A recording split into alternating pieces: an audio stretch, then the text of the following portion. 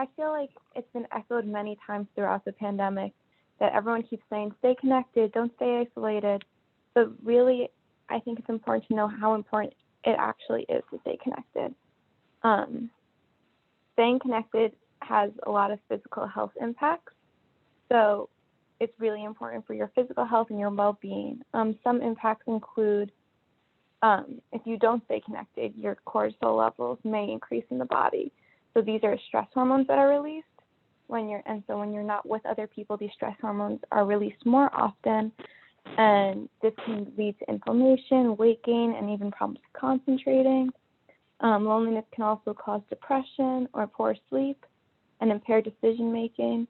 A lot of times we rely on our colleagues or our friends or family to make informed decisions, and if we're not staying connected and we're not communicating with others, we are often at higher risk to make poor decisions, which could increase smoking, and it can also increase alcohol use, which we all know has a range of side effects that come with a risk of smoking and alcohol use.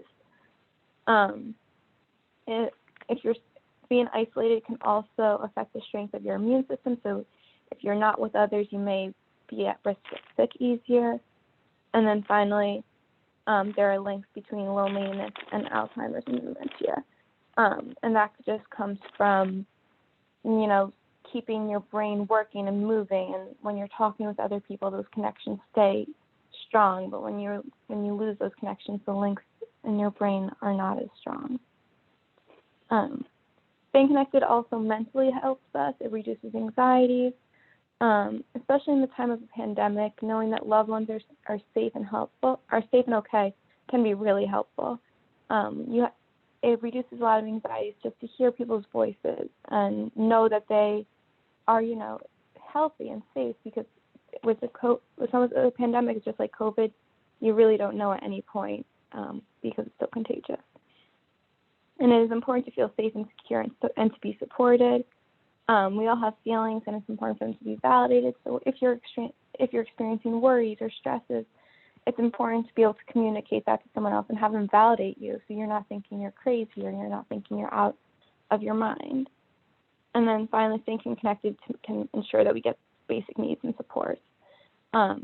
Oftentimes, being connected, we rely on the facilities we're at, but sometimes we aren't getting access to basic needs such as food, water, and other resources. So if you have a connection to someone outside, they can make sure that you're getting what you need to stay alive. There's many ways to stay connected.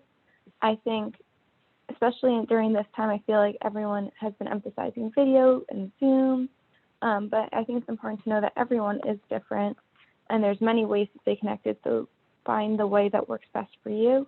You don't have to do what everyone else is doing. There's so many ways to stay connected, and we're going to actually go through a few of them now.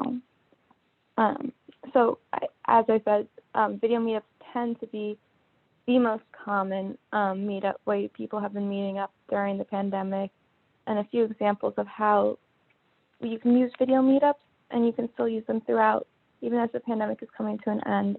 It's still a great way if you have relatives who are far away or family that are far away, just so you can meet up more often.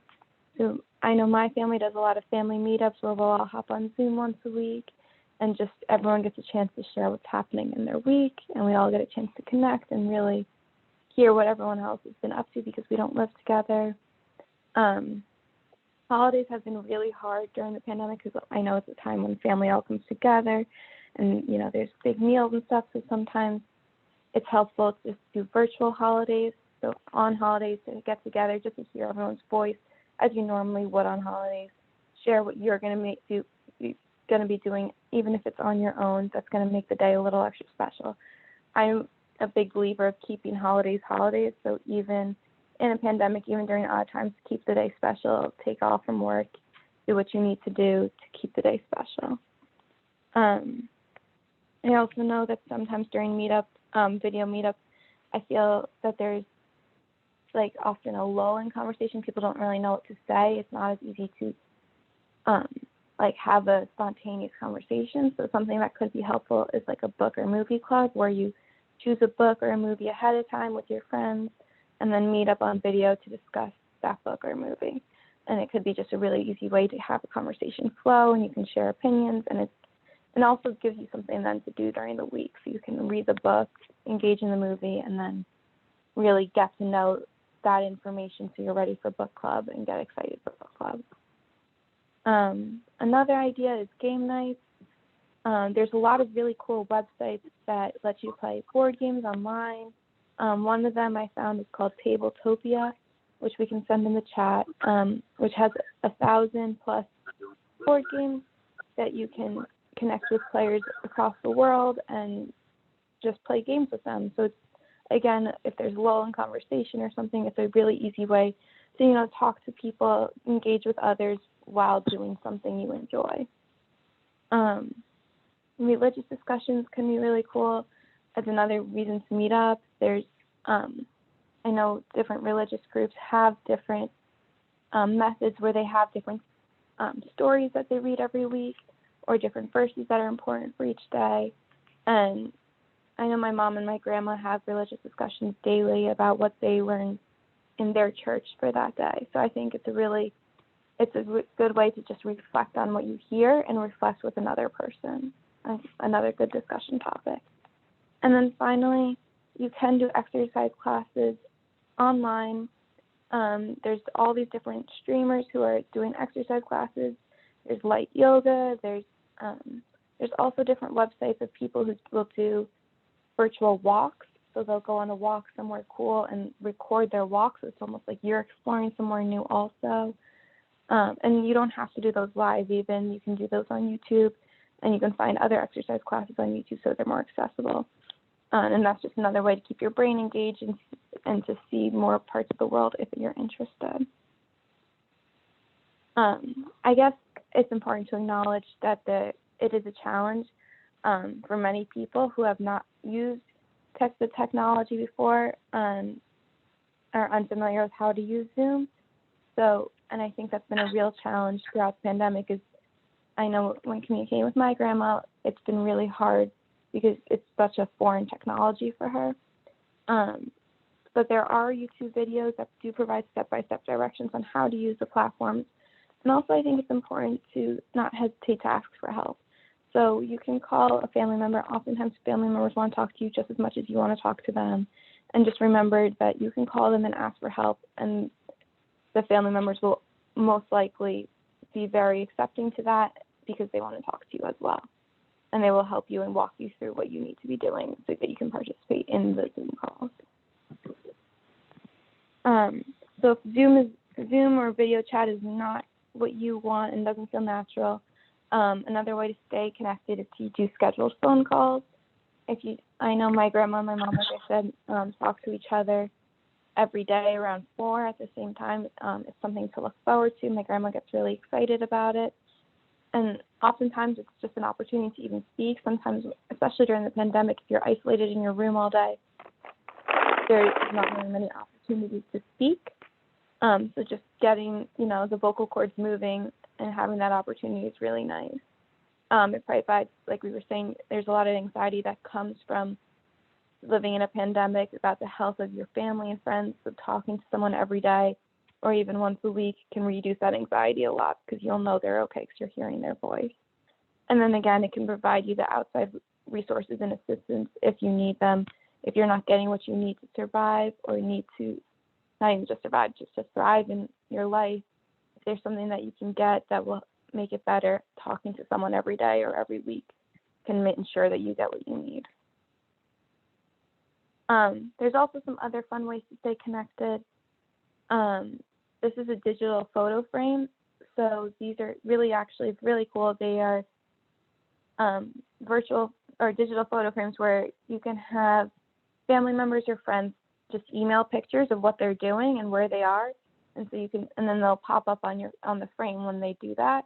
You can see your family and the adventures that they're going on and feel like you're there with them without necessarily having to communicate and speak, which can reduce a lot of social anxiety and can be really awesome just to see different places and activities that your family is doing.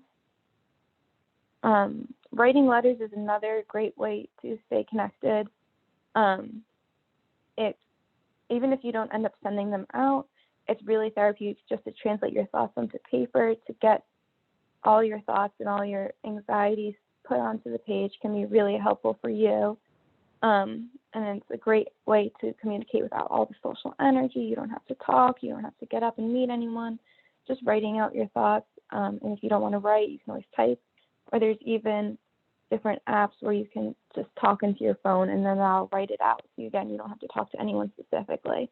And then it'll translate it onto the paper. And then you can send it if you want. And if you do end up having a pen pal, then it does give you something to look forward to in the mail. I know I love when I get things in the mail. I love checking my mailbox for different letters or things. So it's always fun to get something in the mail.